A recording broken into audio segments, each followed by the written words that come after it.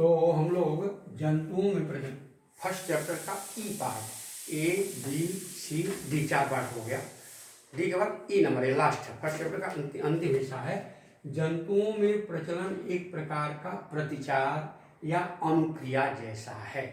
जंतुओं में प्रचलन की क्रिया यानी स्थान परिवर्तन करने की क्रिया प्रचलन कहलाती है। यहाँ पहली हेडिंग के रूप में locomotion as a type of response in animals. पहली हेडिंग में जंतु एक स्थान से दूसरे स्थान को गति क्यों करते हैं, प्रश्न है। Why do animals move from one place to another? हर जंतु का अलग अलग अपना इन्वायरमेंट है, वातावरण है। वातावरण में अलग अलग इन्वायरमेंट में, वातावरण में रहने के कारण अलग अलग उनकी आवश्यकताएं हैं। अब भोजन प्राप्त करना है, अपने आवास को बदलना है, कोई शत्रु आक्रमण कर रहा है, उस आक्रमण से अपना बचाव करना है, तो उसको स्थान परिवर्तन करना पड़ेगा। ये विभिन्न तरह की जो आवश्यकताएं हैं उसको पूरा करने के लिए, आवश्यकताओं की पूर्ति के लिए जंतुओं को प्रचलन की आवश्यकता पड़ जाती है। ये रीजन है। भोजन प्राप्ति करने के लिए, अपनी वंश वृद्धि, प्रजनन द्वारा वंश वृद्धि करने के लिए, शत्रुओं के बाहरी आक्रमण से आत्मरक्षा करने के लिए, ये सब चीज़ें हैं जिसके कारण अपना नया अनुकूल जो वातावरण मिल रहा है, उस वातावरण, जैसे बहुत से पक्षी होते हैं ठंडे प्रदेशों से, कुछ गर्म प्रदेश हो, कुछ गर्म प्रदेशों से ठंडे प्रदेश हो, इस तरह से वो जाते आते रहते हैं। तो इस प्रकार जंतु को प्रचलन करने की आवश्यकता पड़ती है। अब इसके बाद आता है गति और प्रचलन में मूल अंतर, basic differences between movement and locomotion. इसको गति और प्रचलन का अंतर। गति की क्रिया सभी सजीवों में होती है। पौधा, जंतु सब में गति होती है। जैसा पहले चैप्टर में पढ़े, पौधों में गति, ट्रॉपिक, टैक्टिक, नेस्टिक, ये सब गतियाँ पढ़े। तो गति की क्रिया सभी सजीवों में होती है, प्रचलन की क्रिया प्रायः जंतुओं में होती है। दूसरा पॉइंट, गति की क्रिया जीव द्रव्य की उत्तेजनशीलता, जीव द्रव्य की सक्रियता के कारण गति क्रिया होती है, जबकि प्रचलन की क्रिया एक निश्चित उद्देश्य की पूर्ति के लिए होती है। जैसा उद्देश्य मैंने बताया कि कारण भोजन प्राप्त करना, तो निश्चित उद्देश्य की पूर्ति के लिए प्रचलन की क्रिया होती है। गति की क्रिया में एक जगह पर स्थिर रहते हुए अंगों की स्थिति में स्थान परिवर्तन होता है। अंग की स्थिति, स्थान का परिवर्तन नहीं, अंग की स्थिति बदल जाएगी। जैसे पौधे में देखा होगा, तना प्रकाश की तरफ मुड़ गया, जड़ जो है गुरुत्व बल की तरफ मुड़ गई, नमी की तरफ मुड़ गई, अपने जगह पर। कमल का फूल ऐसे खिल गया अपने जगह पर, यह गति हो रही है। तो गति क्रिया अपने स्थान पर अंगों की स्थिति में परिवर्तन होता है, जबकि प्रचलन की क्रिया में अंगों की स्थिति में परिवर्तन के साथ साथ स्थान का परिवर्तन भी होता है। गति की क्रिया में किसी विशेष अंग की जरूरत नहीं पड़ती है, जबकि प्रचलन की क्रिया के लिए प्रचलन अंगों की आवश्यकता पड़ती है। प्रचलन अंगों की जरूरत पड़ेगी। जैसे प्रचलन अंग अभी हम पढ़ेंगे तो प्रचलन अंग, लोकोमोटरी ऑर्गन, जबकि मूवमेंट की क्रिया के लिए किसी विशेष अंग की आवश्यकता नहीं पड़ती। अब हम पढ़ेंगे प्रचलन के पीछे प्रेरणा, चलने के लिए कोई मोटिवेशन होना चाहिए। जंतु जब चल रहा है तो उसको कोई ना कोई चीज मोटिवेट कर रही है, प्रेरित कर रही है। तो प्रचलन के पीछे प्रेरणा क्या है, यहाँ हेडिंग होगी प्रचलन के पीछे प्रेरणा, मोटिवेशन बिहाइंड लोकोमोशन। तो सिलेबस में 5 हेडिंग है, 5 हेडिंग एकदम याद करना होगा। हेडिंग हमने यहाँ दिया है, भोजन प्राप्ति के लिए, भोजन पाने के लिए, फाइंडिंग फूड पहला, शिकारी द्वारा पकड़े जाने से बचने के लिए, अवॉइडिंग कैप्चर बाय प्रीडेटर, शिकारी, फैलाव या विखरना, डिस्पर्सल, नया एवं अनुकूल वास स्थान पाने के लिए, finding new and favourable habitat, अनुकूल वातावरण पाने के लिए, और 5वां है प्रजनन की क्रिया के लिए, अपने जाति के सदस्यों को एक साथ लाने के लिए। पहले की हम हेडिंग को कहेंगे भोजन प्राप्ति करने के लिए। जंतु चलेगा तो भोजन प्राप्त करेगा। अब तो बैठा है, सपोज को जब बैठा है और कोई कीड़ा आ रहा है, धीरे धीरे चलते चिप से निकाल के पकड़ लिया। हिरन जंगल में भाग रहा है, उसके पीछे उसको शिकार करने के लिए बाघ से प्रचलन करा, दौड़ा है, तो भोजन प्राप्त करने के लिए। पहला हुआ शिकारी द्वारा पकड़ाए जाने से बचने के लिए। कोई शिकारी आ रहा है, उससे बचने के लिए प्रचलन करना होगा, हट जाना होगा, भागना होगा, अपने को सुरक्षा करनी होगी। तो शिकारी द्वारा पकड़े जाने से बचने के लिए बस एक एक दो दो नहीं लिखना है। फैलाव या बिखरना, जैसे एक जाति का जंतु किसी एक वातावरण, सघन वातावरण में रहा है जहाँ उसकी आबादी ज़्यादा है, तो उस घनी आबादी में उसकी हर आवश्यकता की पूर्ति नहीं हो पा रही है, तो उस आवश्यकता की पूर्ति के लिए वो क्या कर रहा है जंतु, जहाँ उसकी संख्या कम है ऐसे जगहों पर जाता है, उसको बिखर जाता है। तो वहाँ पर सघन आबादी नहीं, कम आबादी है, तो हर आवश्यकता पूर्ति हो जाती है, उसको बिखराव कहते हैं। नया एवं अनुकूल वासस्थान पाने के लिए, नया अनुकूल वासस्थान, जैसे देखा होगा कभी कभी जाकर गैलीपुर जू वगैरह में यहाँ कलकत्ता में देखो तो बहुत से पक्षी उसमें दिखाई देते तालाब में, कुछ समय बाद वो पक्षी चले गए। यानी नया अनुकूल इन्वायरमेंट उनको चाहिए अपने आवश्यकता की पूर्ति के लिए। कहीं बहुत ठंडक पड़ने लगी तो समशीतोष्ण स्थान है, तो वहाँ उड़ करके पक्षी अब चलेगा तो वहाँ पहुँच जाएगा। इस प्रकार नया और अनुकूल फेवरेबल हो जिसमें वो रह सके।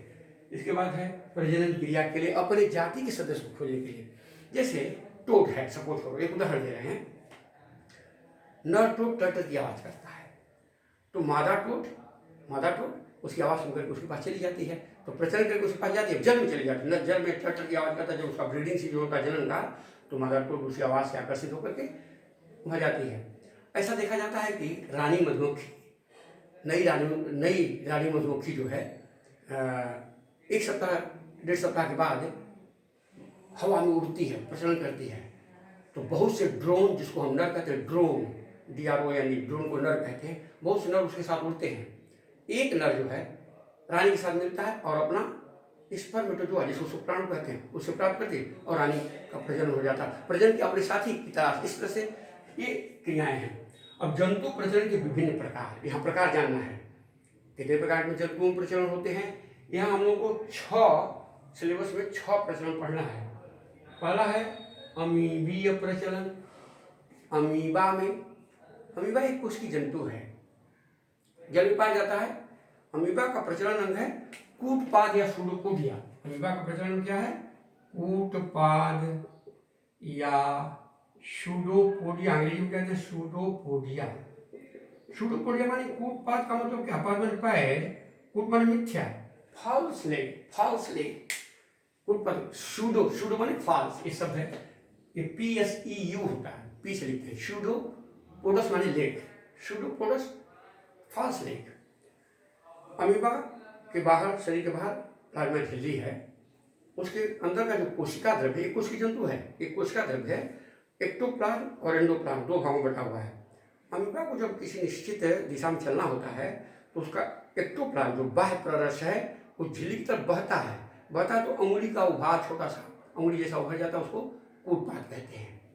इसके बाद एंडोप्लाज्म उसमें बहता है और उस दिशा में धीरे धीरे किसी आधार से, जिसको सब्सट्रेटम कहते हैं, आधार से उस कूटपाद को लगाकर और धीरे धीरे धीमी गति से उस दिशा में फिर दिशा बदलनी होती है तो दूसरे तरफ कूटपाद बनते हैं। ये बनते और मिटते रहते हैं, तो उसके द्रव्य में परिवर्तन के कारण कूटपाद नए नए बनते हैं, पुराने कूटपाद समाप्त हो जाते हैं, फिर दूसरी दिशा में चलना हो, जिस दिशा में चलना हो तो उसी दिशा में कूटपाद माने मिथ्या पैर बनते रहते हैं, इसको सूडोपोडिया कहते हैं। दूसरा है सिलियरी प्रचलन, पैरामीशियम, ये भी एक कोशिका है।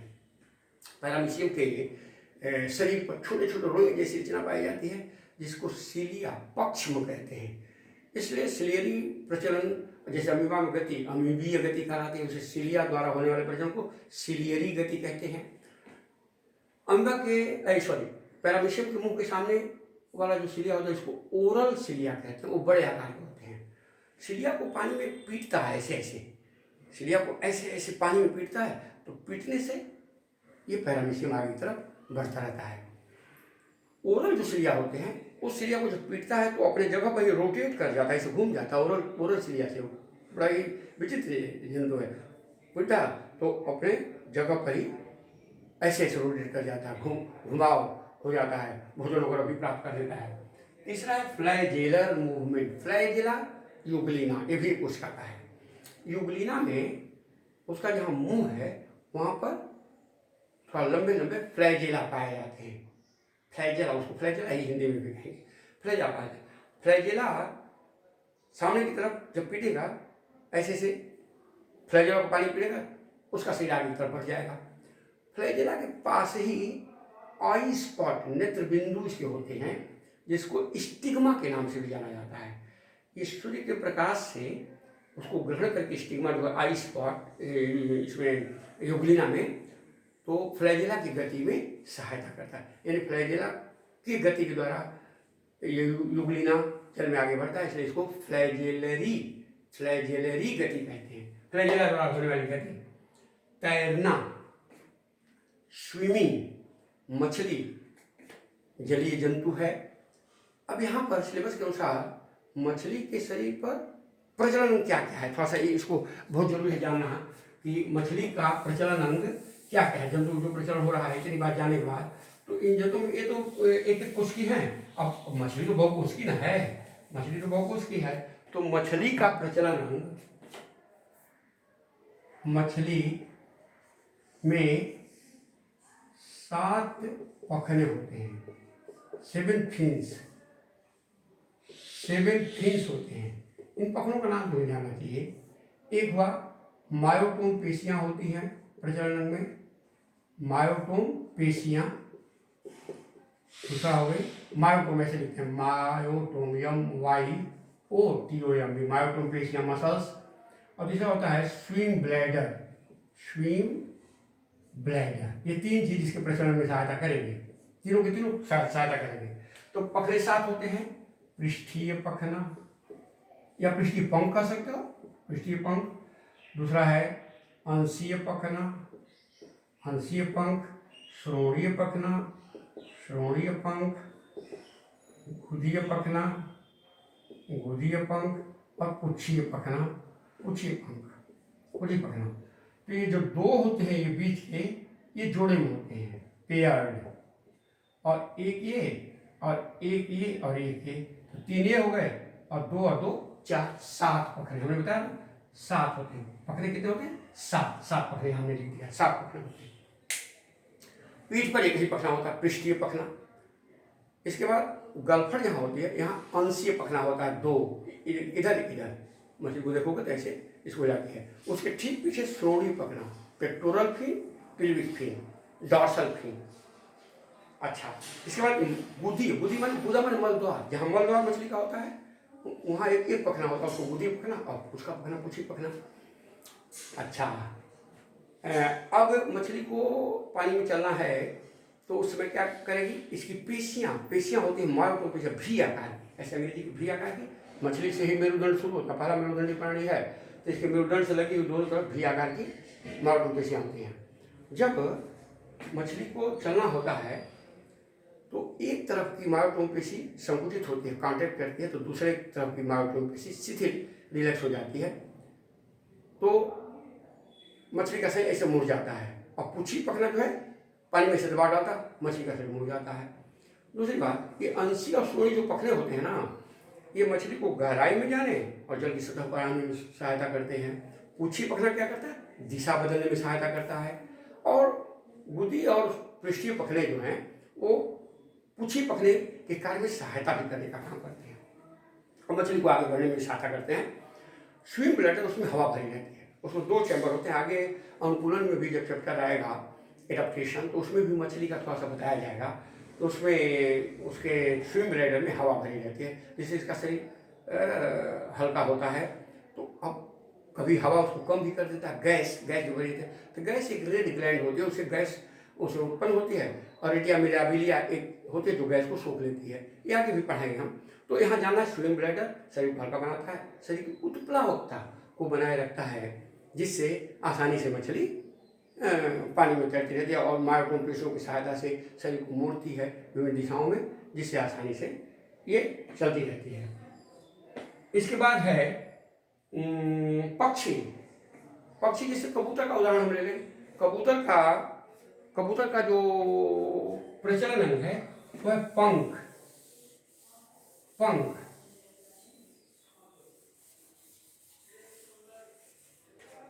पंख, विशेष करके कबूतर पक्षी में हम देखेंगे पंख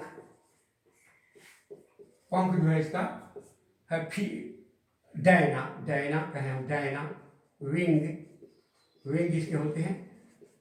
कबूतर अगर उदाहरण लेते हैं तो कबूतर का अगला पैर डैने में बदल जाता है, अगला पैर डैने में रूपांतरित हो जाता है, जो उड़ने में सहायता करता है। इसके डैने से दो तरह के रेक्टिसस और रेमिजेज पेशियां लगी रहती हैं। रेक्टिसस और रेमिजेज पंख होते हैं दो तरह के, डैने से होते हैं और पूंछ से होते हैं।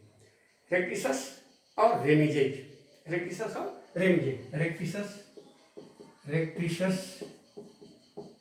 और रेमिजेज। पूंछ वाले को पकड़ना होता है, कबूतर को दिशा बदलने में सहायता करता है।